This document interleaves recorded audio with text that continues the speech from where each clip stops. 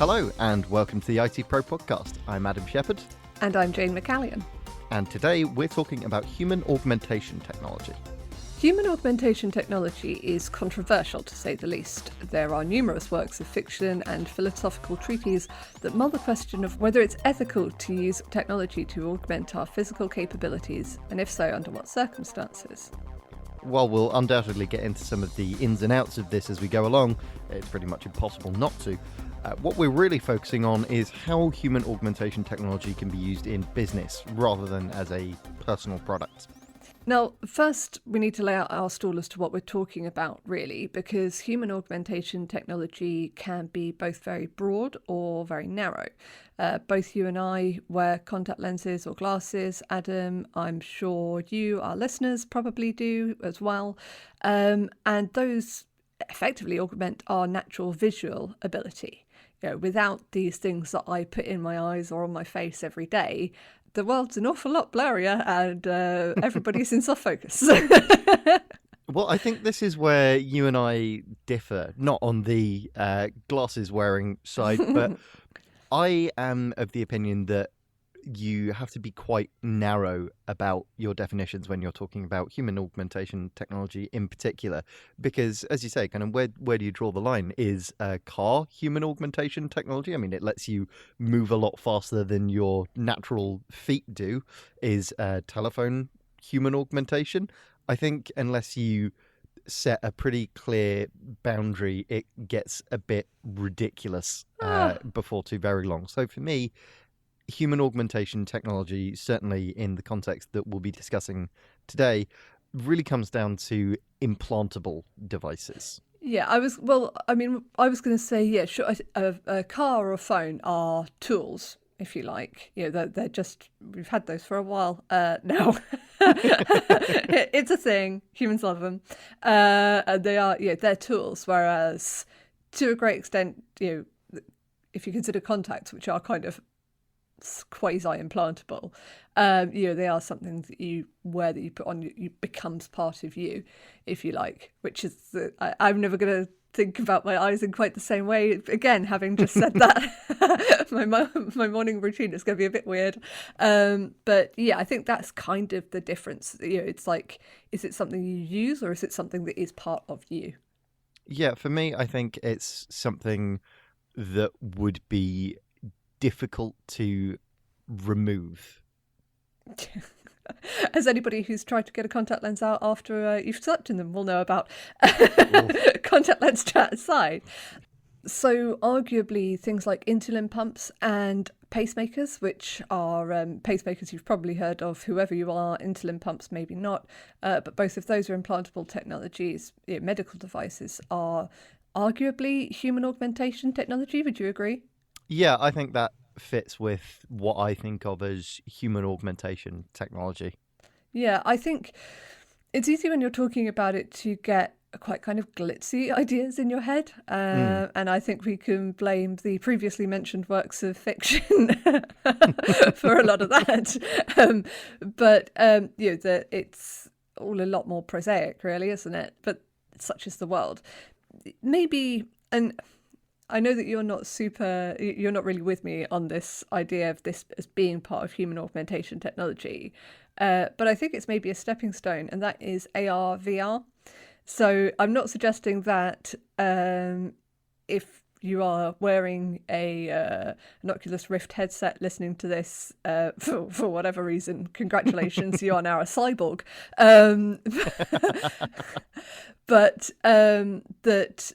that kind of, for me, is a current, like, existing stepping stone that could point to where we go in the future with human augmentation technology. Like if we had smart contact lenses that you don't take out, or like retinal implant things, that's kind of maybe one of the really obvious ways that isn't something medical for human augmentation technology to go. What do you think?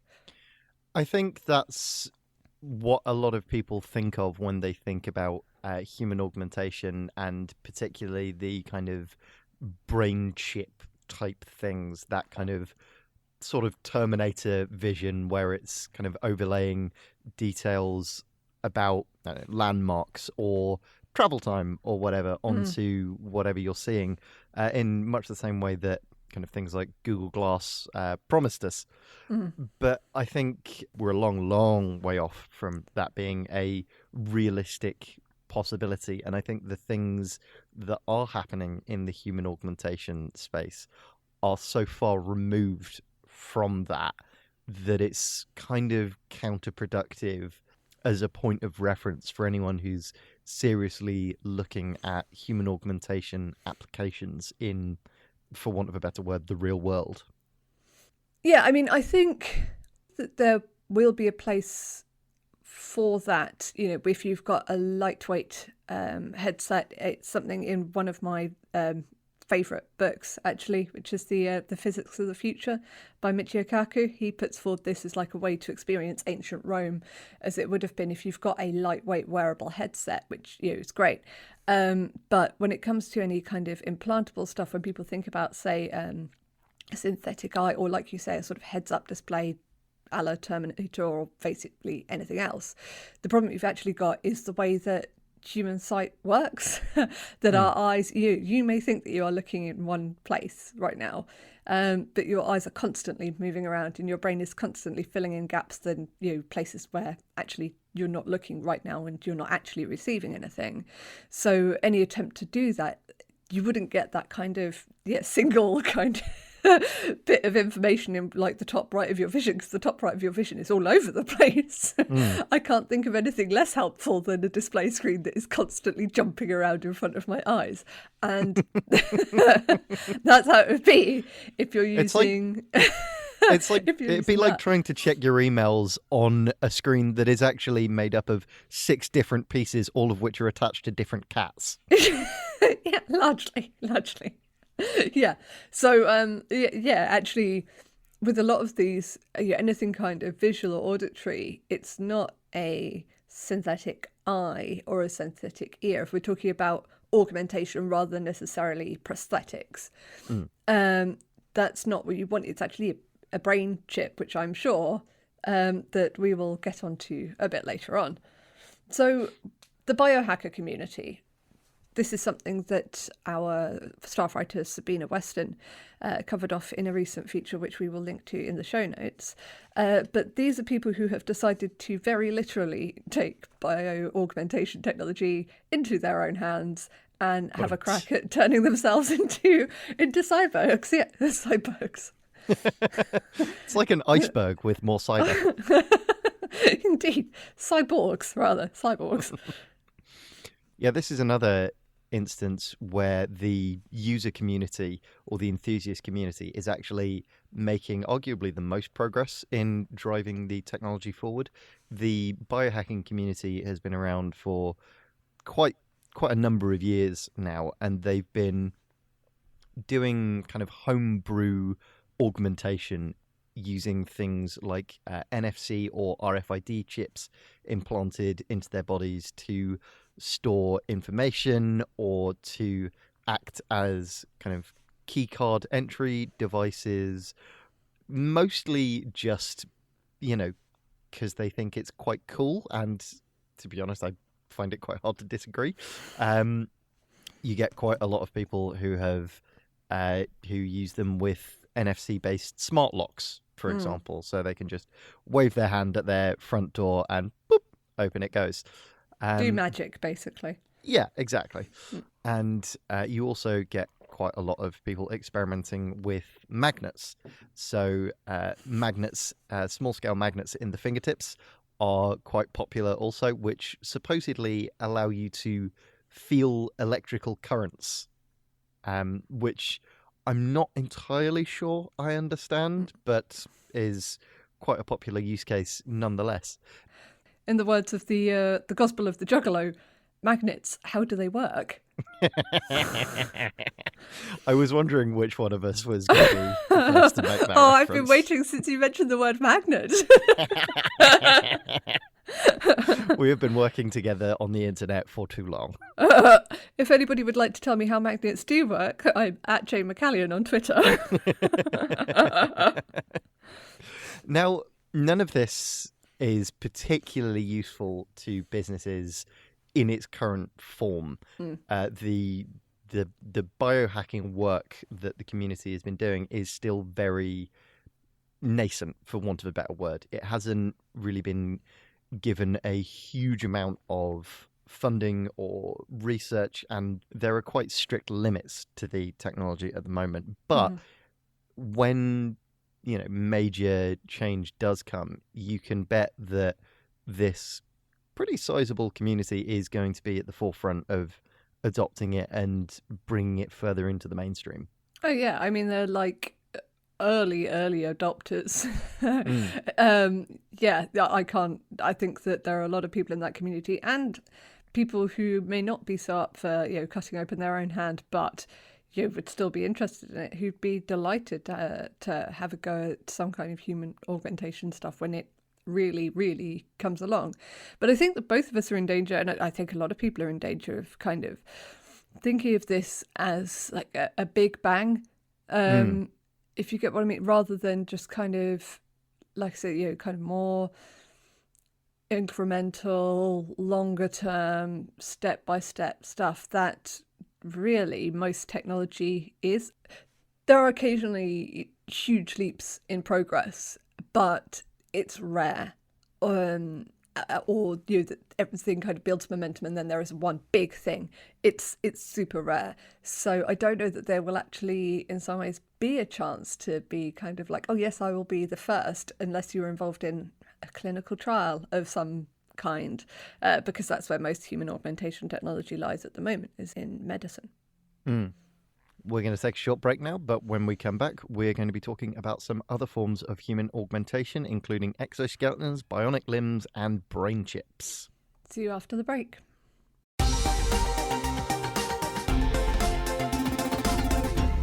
Welcome back. Now, another area where human augmentation technology is already a reality is that of exoskeletons and, to an extent, bionic limbs.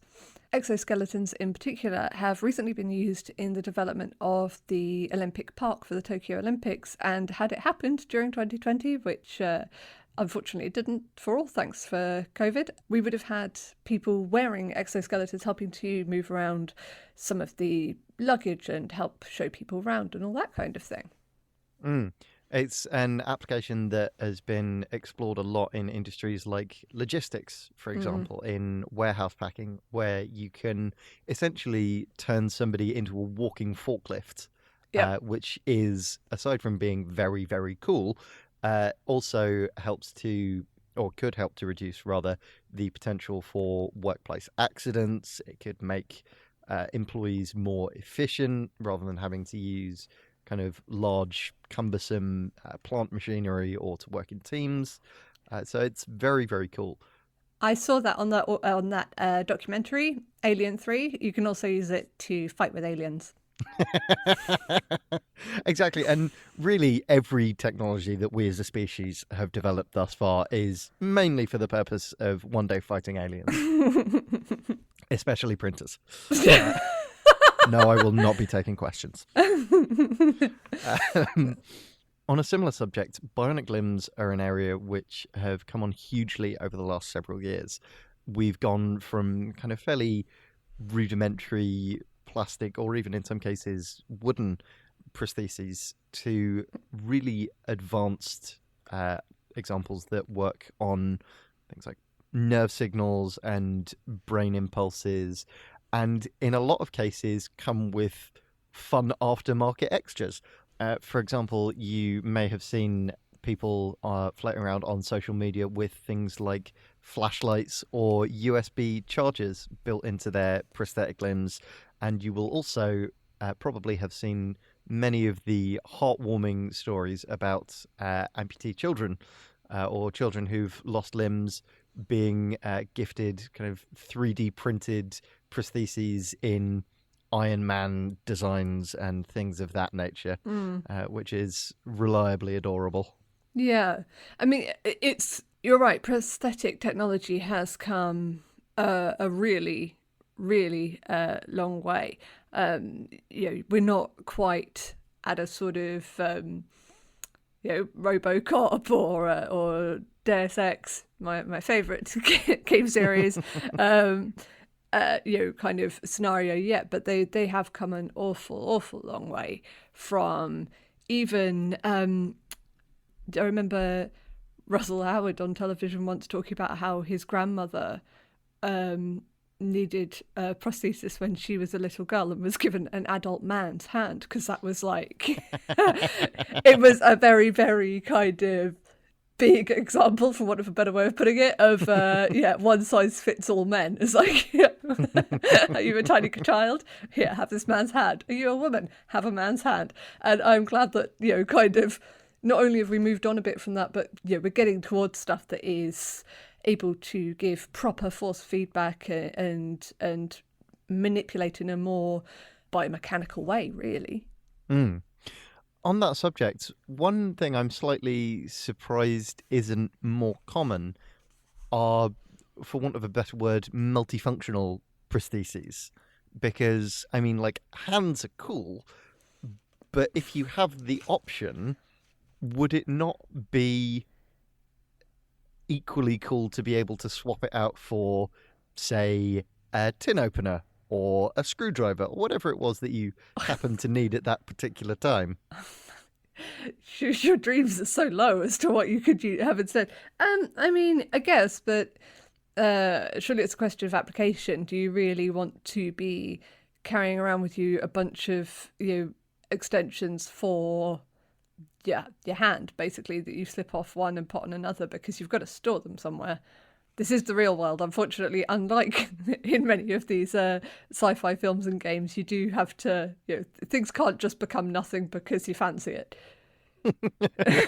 Well, this is a valid point, but you are speaking to someone who rarely leaves the house without at least 3 different cables, adapters, and portable chargers of various different kinds. Whereas I leave with a phone that's about to run out of battery.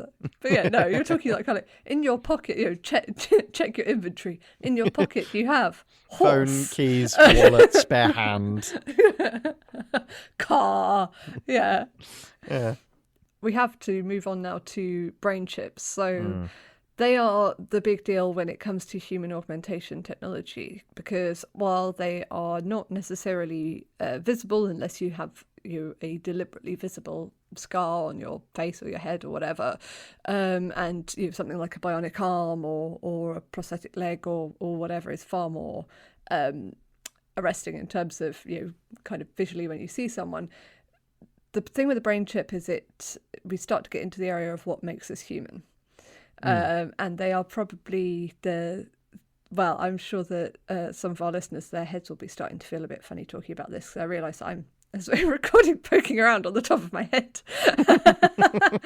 But I mean, we've got, this technology does already exist to an extent. Neuralink, which is currently headed up by Elon Musk, Bond villain IRL. That exists. They've done some in vivo experiments with pigs, rodents, that kind of thing, but not people yet. I mean, the thing with brain chips, in theory, they could make us smarter, they could make us more courageous, more efficient, more productive. But the reality is probably some kind of dystopian hell. The thing is, I don't think anybody has successfully worked out exactly what brain chips are meant to do. With a lot of the examples that we've previously spoken about, so things like visual augmentation or prostheses or muscular augmentation, the applications are quite immediately obvious. Whereas with a brain chip, while the applications are theoretically much broader, I don't think anyone's actually been able to get a firm handle on, practically speaking, what they're trying to do, other than brain chip make think better. Yeah, I mean, if your objective is to make your customer smarter, then, or your patient smarter or whatever, well, there's not one area of the brain you kind of like got to wire it into this bit and be like, right, okay, this is the intelligence area of the brain. Just kind of, install a couple of extra slots of RAM here. It's not that. And I've lost count of the amount of times when I've been listening to or reading something science about neurology, and they've gone, oh, we were highly surprised to learn that not only did this light up the amygdala as we thought it would, it also lit up the hypothalamus, and the consequences of that. And this is the thing, the brain is complicated. Yeah, and there's not just one area does one thing. The whole lot of things are involved. It's like any kind of system. It's like the circulatory system. Yeah, sure, the blood does the pumping, but at the same time, you still need all the rest of it as well. So yeah, I think that's a problem in terms of use case, like you say, and probably just for the best, really. I think that there are use cases for, once again, if somebody has, for example, had a stroke that has left them paralyzed, if you can use some kind of brain chip, a Neuralink type thing, to help reconnect those pathways, if there isn't another way to do it, then yeah, that would be pretty hopeful. But I think that the kind of typical ideas of what is involved in human augmentation technology is not a reality when it comes to brain chips. Like, not only is it not a reality, it is not something that could become a reality, because that's not how the brain works. So where does this leave business use case for this technology? I feel like we've kind of crabbed on everything from a great height here. Well, the fact is, this is pretty much literally bleeding edge technology, and it's a long way off from commercial viability. Most of it's a long way off from even getting out of the research lab. So I think while there are a great deal of potential applications across areas like medicine, obviously, but also things like logistics, as we've mentioned, and a whole host of other industries, once the technology is mature and in the market, I think any organizations beyond kind of research organizations or medtech organizations who are thinking about human augmentation, I think it's a little bit premature to be thinking about the commercialization of this technology unless you are actively developing it. Yeah, and I think the other area where you do sometimes see it spoken about is military, but it seems that every time somebody tries to introduce human augmentation technology to the military, it just makes it worse for them. It's more cumbersome. They're louder. It's crap.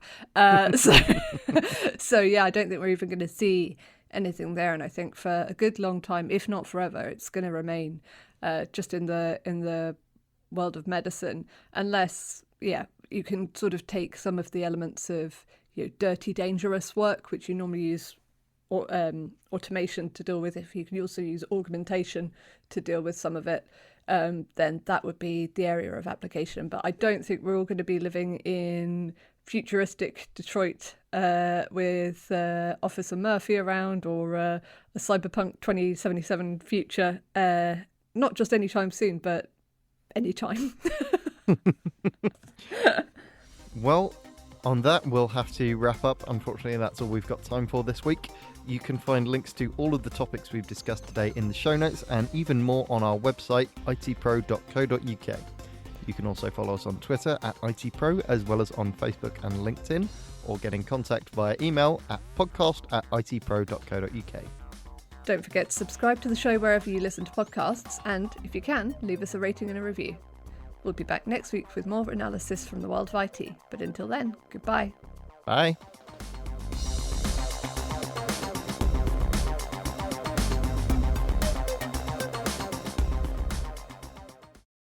The ITPro Podcast is brought to you by the Dennis Podcast Network.